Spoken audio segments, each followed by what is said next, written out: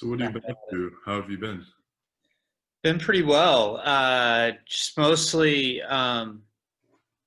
getting ready for this fest right now, and um, I was working on Sterling's pilot.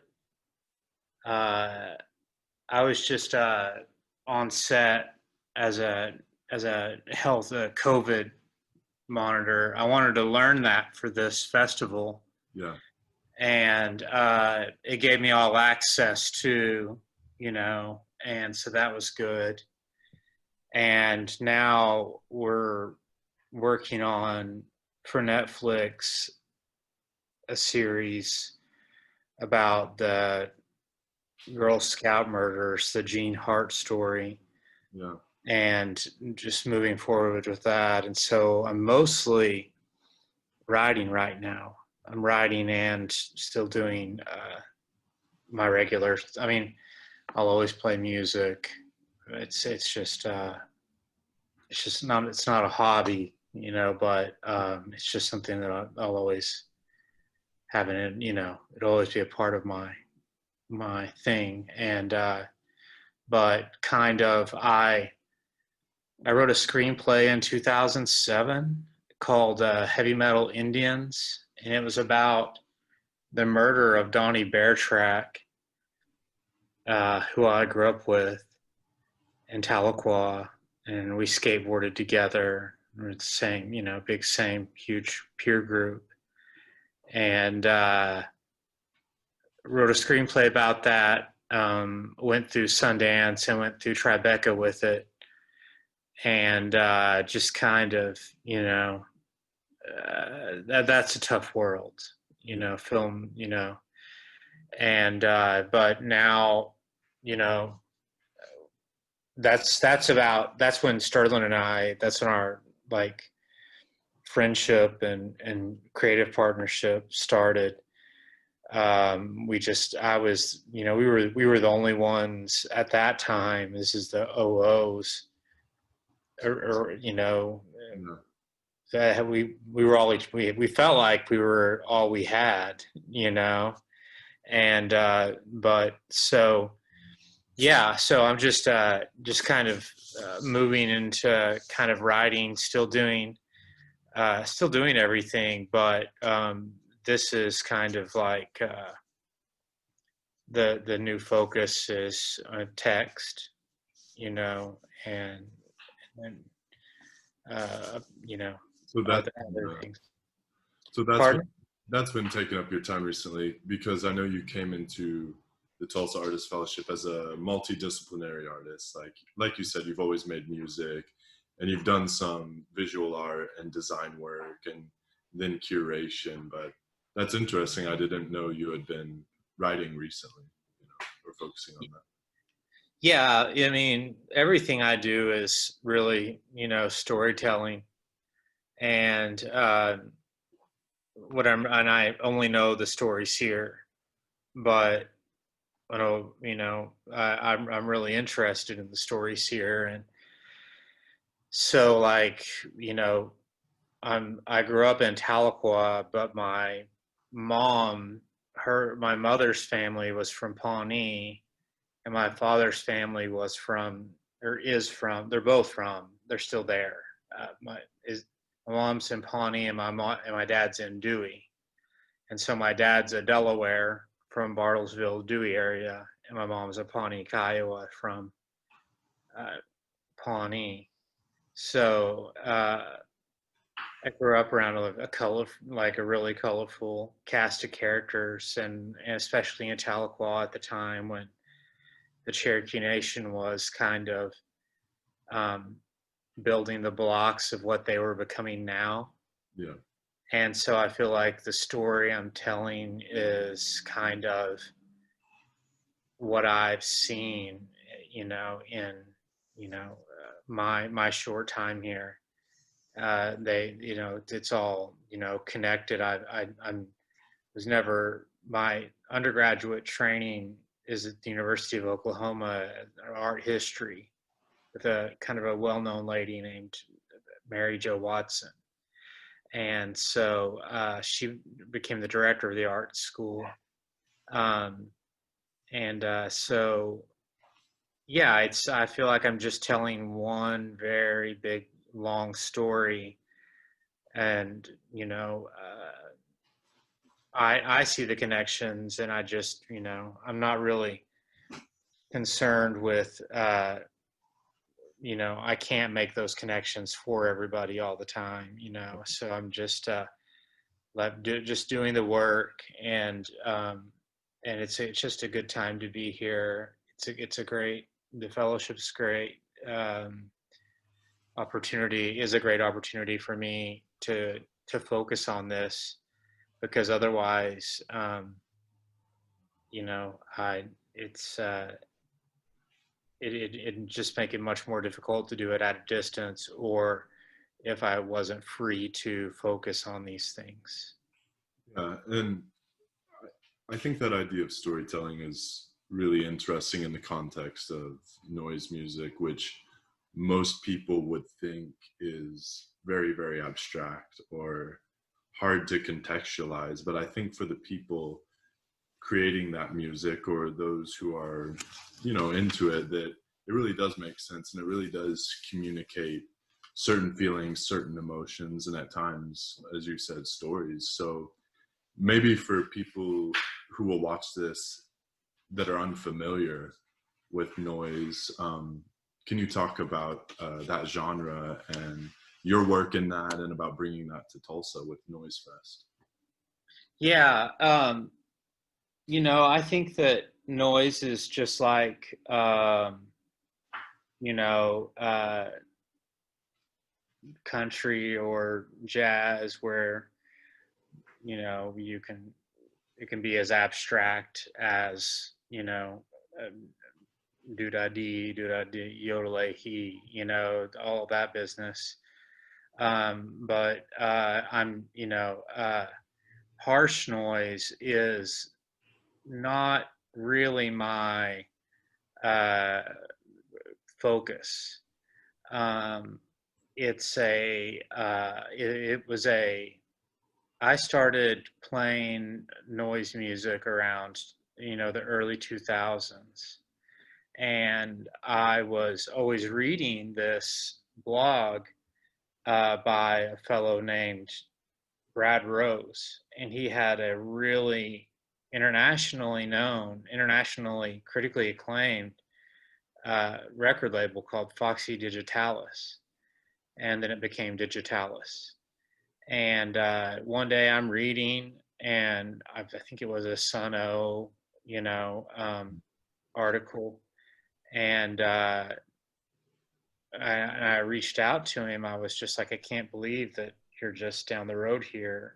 This is so strange. But um, noise is a kind of uh, I think that one thing that I battle is people, you know, we're so used to people being painters or sculptors, and it's around here and around Oklahoma, and noise to me is an umbrella. And the definition of noise, or the definition that I use, is unwanted sound. And so Brad and I had, you know, we were playing, this type of what we knew was an avant-garde music tradition, but was an unwanted sound. There were um, there we would host people that would come in from Michigan, was the capital at one point, probably still is, and um, they just got cut off at a DIY space, and so I moved back here by way of Albuquerque and Austin, and really just couldn't find a place to play. Yeah. And so that's the that was the impetus for the project, but it was also an umbrella for a larger, really just focusing on time-based work. And when I talk about time-based work, what I mean is stuff that has a beginning and an end, like a video or a song. Mhm. And so a lot of the stuff that I've shown is, um, it's really, Tulsa Noise is really about work that is at working at, the edges of sonic based practices or time based practices. And so free improvisation, uh, that's a big part of it. It's I have an interest in, bringing, that seems to be really kind of the next uh, challenges, kind of broadening people's understanding of, you know, pre improvisation and where it fits in jazz music. But what really Tulsa Noise is, one something you'll always see is Tulsa Noise is always free. And that's not just like a monetary thing. It's like where it's artistic freedom. Yeah. And that's our philosophy and mission is artistic freedom. And really just trying to, be, and it's hard for me. I'm not wanting to be an ambassador for these, but I really, for these really difficult um, concepts and newer forms.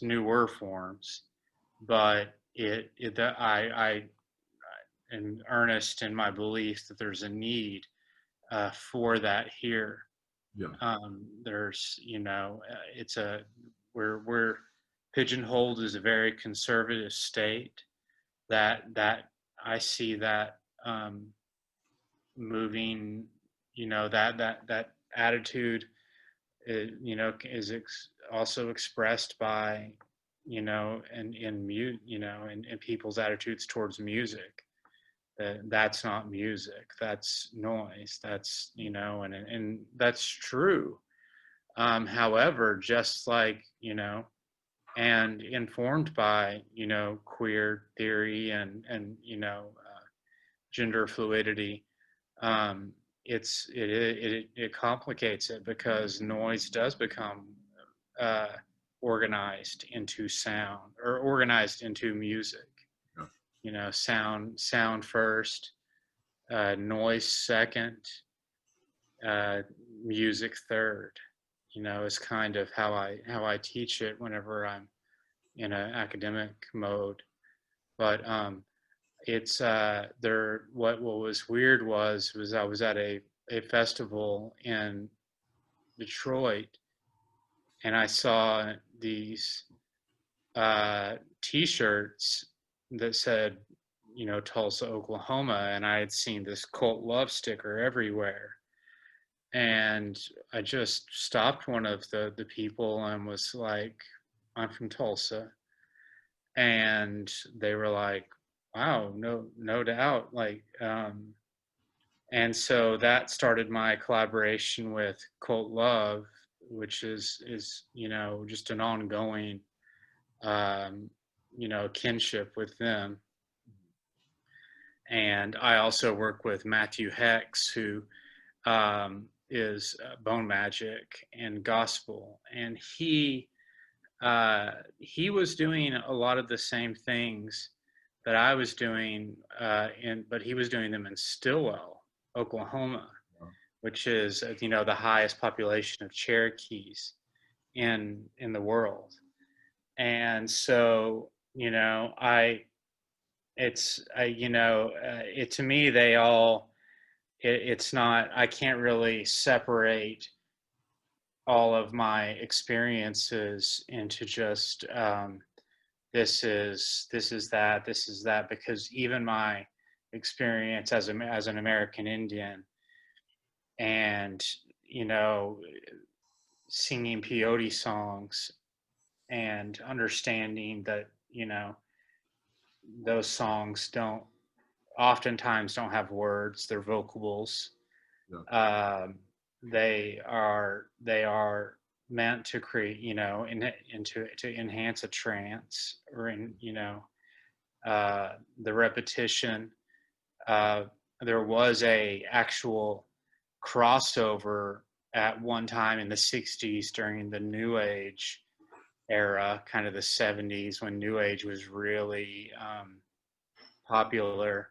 They would, I know, American Indians that were participating in these New Age conferences, setting up sweat lodges, playing peyote music, and Pandit Pramnath would be playing, a classical Indian music, afterwards. And so, um, to me, that they're all one big.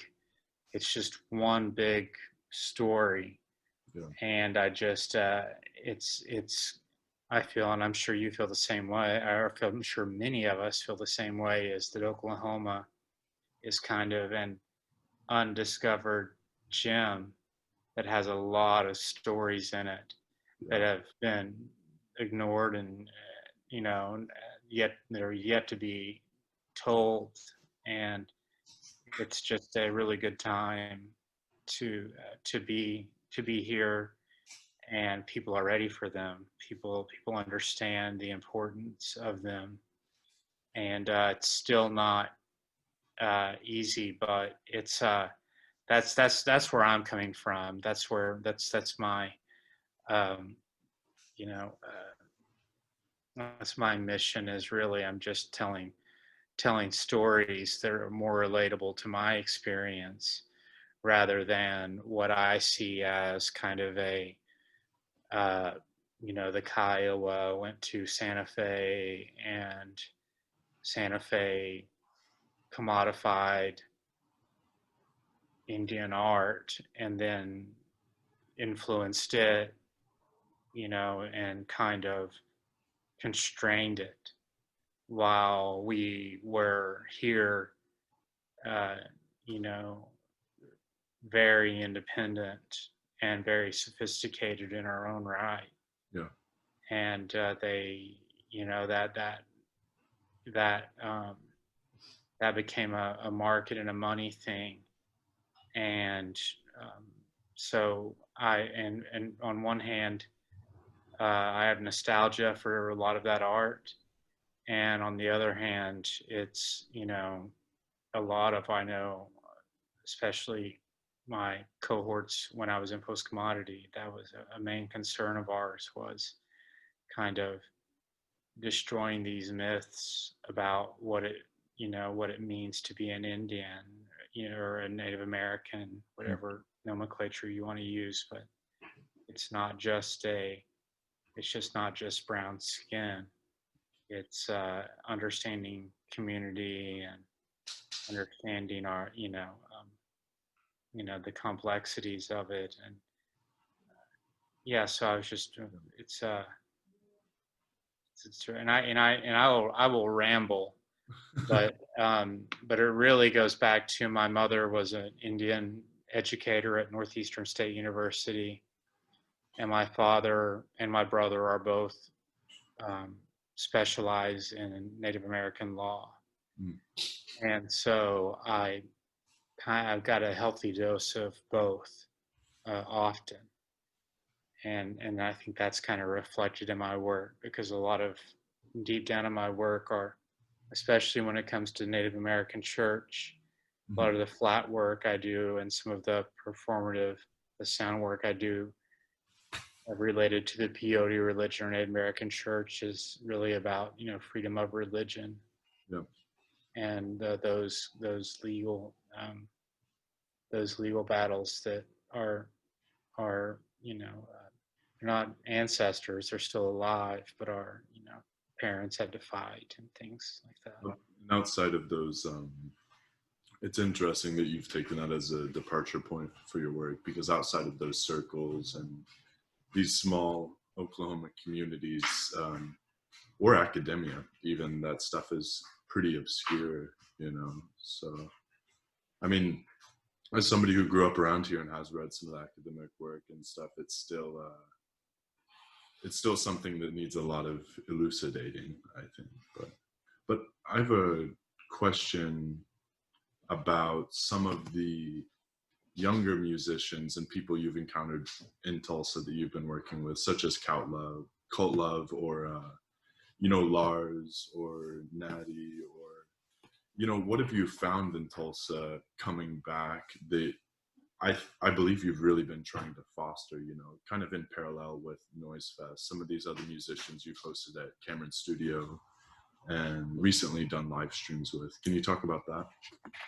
Yeah, I mean, to me, again, it's a kind of spirit, and it existed to me, and I believe it was really being explored by the late Leroy Chapman, and still with Western, and the Center for Public Secrets. Mhm. But I believe it was called the White Dove Press. And so, Ted Berrigan was here with Joe Brainerd doing that. It was poetry based, it was text based. But to me, they represent a continuation of that spirit. And I say spirit because I'm not even sure that they knew Yeah. about that. And but it's natural. It really, especially with Lars, this whole idea of going back to drone music. Drone music is complicated in its origins by this rivalry between Lamont Young and Tony Conrad, which eventually led to the Velvet Underground. And but it was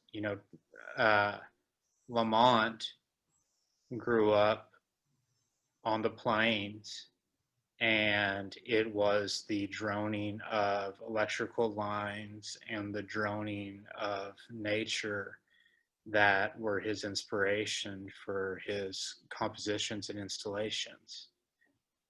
I think Tony, I don't know Lamont. I knew Tony, and I'm not sure. They weren't coming from the same place. They were coming from different points of view. But that really kind of hurt, in a sense, the drum music. But I do believe that it's like with Cult Love, and the orbit of everybody else around, and especially that were like American Indians, practicing noise, like tick suck. Uh, this is, it was a place when I came back, when I moved back here. It's people wanted to sell beer in bars, and I get it, and I don't hold anything against them, but they viewed noise as something where people wanted to, as something aggressive, and as something that, well, it might seem aggressive, but they viewed it as something violent that people were trying, so there wasn't a space. So what was important to me was, to honestly, to create a safe space for that.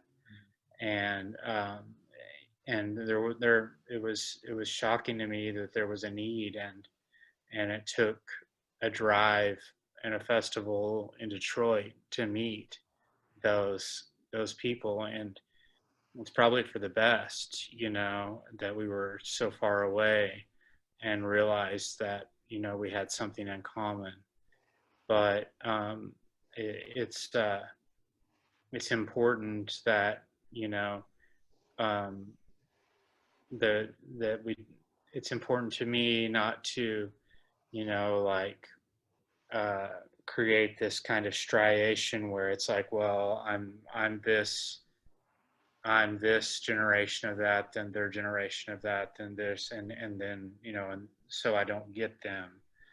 When we're really uh, uh, doing, you know, we have a lot in common, and really it's just a love of music, and um, and a love of complicated music.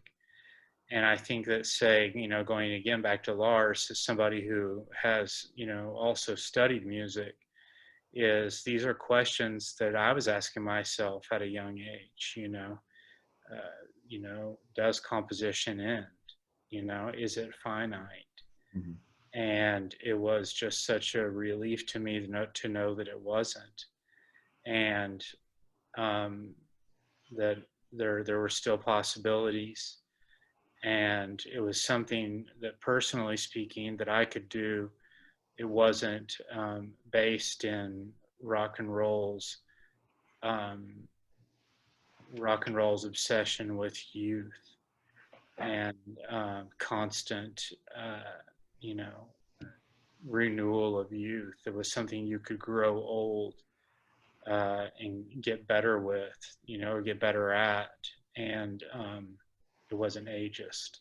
That makes me think of Terry Riley, who, Yeah, that's what's strange, is that's the connect. Terry Riley was traveling with Pandit Pran Nath and my friend Charlie Taylor, who works at the Jewish Museum here, and we were on our way back from a peyote meeting one weekend, and he said, "Have you ever heard of this guy Pran Nath?" And I was just taken aback. I was like, you know, Pran Nath is a big deal to me.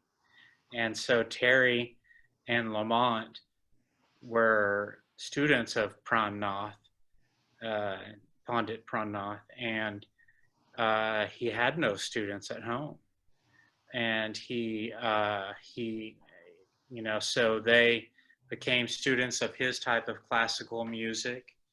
Yet they developed their own American style of drone, which, from my recent conversations, you know, Pran Nath really just kind of tolerated and, you know what I mean, and ignored. He didn't care. He was just glad that he wasn't interested in an American drone. He was interested in my this this part of Indian classical music is disappearing, and it's a huge tradition. So um, and all of that is tied to DIA, the DIA Foundation, yeah, which, you know, became Marfa, uh, and you know, the the Firestone family, and and all of their works. And so Lamont's Dream House in New York, I I was in this collective post commodity, and we were using sound a lot, and it was just really natural to me.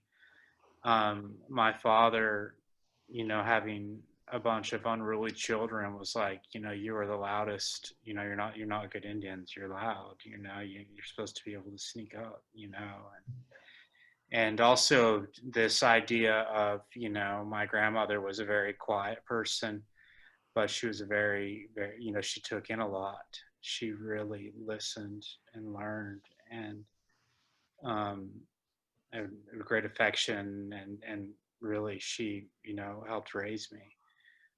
So those ideas are to me American Indian ideas, you know, and so my contribution, or not my contribution, you know, but in some ways just my own individual contribution um, to that field, and the strangeness, yeah, of like hearing Terry come up, and then and then Pran Nath come up, and be like, I'm putting two and two together, and it's shocking, and it's really it's an untold story that I think that people need to, that in the East is very uh, easy to ignore, and maybe not, it doesn't get any focus. And so, as you were saying earlier, it's something that needs academic focus here, and that's also something that I'm working on as for putting together a Tulsa Noise Journal. Right. And so that journal is got a history of Weechal and Bruja guitar healing music, and also a type of cumbia music called rebajadas, the slowed down, the kind of like, if you know Houston's DJ Screw, Chopped and Screwed, it's like the chopped and screwed version of rebajadas. And they came out of batteries running out at mountain parties.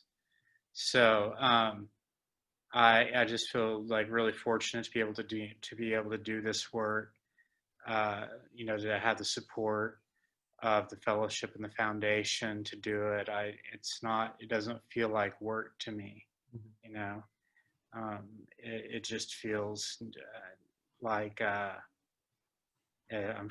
something that I'm compelled to do, and I also get to have fun. Yeah. And the last thing I wanted to touch on are some of the details of Drone Fest that's taking place virtually. Is it with live streams? Yeah. Well, there's both. Yeah. There's both. So the videos will more than likely stay up, and then I will probably I will record everything, and so I'm just not putting a time frame on it, but everything else, it would probably, and it's not a huge amount of people. I think we're something like, I think approximately like 12, 13 acts. And these video pieces are Cole Galbraith, who is a Northwest Coast native. He's in Amsterdam right now, so he's sending a video in. Rush Falconer, who's in Chicago, he's played the Noise Fest before. He'll do a video, and then Suzanne Kite. But one reason one reason for the fest is I feel there's been a kind of everybody's a little bit exhausted with, or not exhausted with, but the COVID concerts, seeing people playing in their homes, in their pajamas, in their bedrooms, in their tiny spaces is really, while it's been good to support people, there's a little bit of fatigue, of it. And so I see this as a kind of a stair, it's like a step. It's a process of getting us back out, to public programming, because there will be no audience other than an online audience for this, where it's bringing in one at a time, and then streaming them, and then the next one, and the next, and so on and so forth. But we had a really great Japanese themed Noise Fest this year, building upon our success of the last couple of years. And it's really unfortunate that we weren't able to follow through, but it's an opportunity also to kind of get away from this being pigeonholed as only harsh noise, right, only berserk, only crazy, to a more of an ethereal, beautiful sound.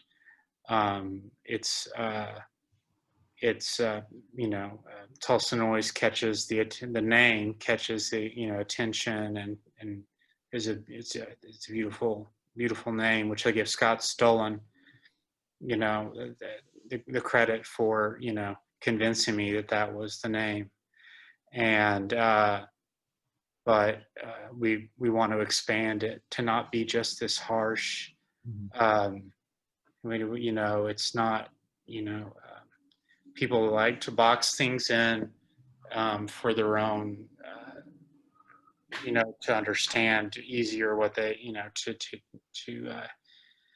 to comprehend and say, oh, I get it, you know. But it's a big. My vision for Tulsa Noise is a very large tent, you know, to use a political term. It's a very, very large tent, and that includes experimental film, different types of, you know, free improvisation, free jazz, modern or contemporary composition, things like that. So I'm very happy that we can kind of make lemonades out of lemon here, you know, and have this to you know, help to show that we're not a one-trick pony. You know, we're about a lot of things. You know, that'll be going online October 2nd and 3rd. I think this interview might go up after that, but as you said, those videos will be sort of held in yeah, the repository. yeah. I'm using a part of it is you know, everybody's been streaming from these phones, and very few people, sometimes they'll, you know, will up their game on, you know, like they'll use real microphones and stuff. So that's part of it too, is to, you know, we'll use an actual real camera, no web cameras, and it'll have if for people that don't know, the Archer patio, when looking south, is the Tulsa skyline. So we'll have the Tulsa skyline behind us, using amplifiers and microphones, also. So one is you know, upping the technical ability, you know, trying to provide a better experience, a better image, a better sound. But part of that too is great, is that the impetus for Tulsa Noise started with Gary Katchdorian's. He would curate shows at AHA, and then I would curate, you know, music afterwards. And so we would have that beautiful backdrop behind us. So to me, it's great to come back kind of full circle to that, you know, not to end it or anything, but just to get outside, to get that, you know, to remind people that, you know, this is a place, we are rooted in place. And it's just it's a real exciting, and I hope that well, I know it'll be great, but like I said, I'll probably slowly trickle out the films. Like I say, it'll stream. It won't be available that night, right, but I'll re-release them one at a time as their own standalone to populate that Vimeo, the Tulsa Noise Vimeo page. That's great, man. I personally look forward to tuning in and catching that, and I'm happy that you could come on and share some of this history with me, both your personal history and the broader aspects of this music, and I'm excited to share that. So thank you. Anything else you want to add or talk about before we go? No. I just wonder, was that a tornado alarm on a Thursday or Friday? So I'm in Hominy right now, and so okay, so you guys got Friday. It's noon every day. Oh, really? Yeah, oh, every day tornado sirens go. So that's a great place to end, I think. Yeah, like you know, it's Wednesday at noon here in Tulsa because there's a tornado siren. Yeah. So, but yeah, thanks a lot. I really appreciate the interest and appreciate the work you're doing, and you know, really looking forward to seeing how things go. Yeah, and I'm also looking forward to that the Girl Scout murder series. That's an important story that comes from this part of the world that I don't think people outside of Oklahoma or even northeastern Oklahoma really know about. So No, I'm really excited about that. And, it's a lot of people have tried it for a reason. A lot of people have tried it for a reason. And because it's compelling, and it's a tough one, but it's time. It's kind of, I feel compelled that people need to know the story, and people need to understand that about us as American Indians. We are human beings that can disagree, that can, that have all the same problems as everybody else, and it's totally different than other minority groups, and so I'm just happy to be in the spot to tell them, and happy that my family chose, to make their life in Tahlequah, and because it's given a lot to me, and Oklahoma in general is given a lot to, I think, a lot of us, and a lot of talk about LA and New York and all these other great towns, and it's like, I love the diversity of 39 tribes. I'm never bored here. There's always something happening. So it's not just like Okie from Muskogee around here. yeah, it's not. We're not. Hey, if you want to think we're hayseeds, that's cool. It's just your loss. But I think you'll see. I think you'll see a lot more content coming from here as people start to understand the complexities of, and start to really kind of want to understand more the complexities of it. They dip their toe in, find out, oh, it's not just buckskins, as much as I like, it's not just buckskins and, plains wars. It's, very complex governments, very complex nation building, and communities and families that have been together for hundreds and hundreds and thousands of years sometimes. So it's an exciting time. It's a good time to be here, and I really appreciate that the fellowship provides a platform for this, because otherwise I don't know where it'd be. Yeah. Well, thank you, man. Have a good one. Thank you. All right. Well, take care, Ace. Talk to you later. Bye.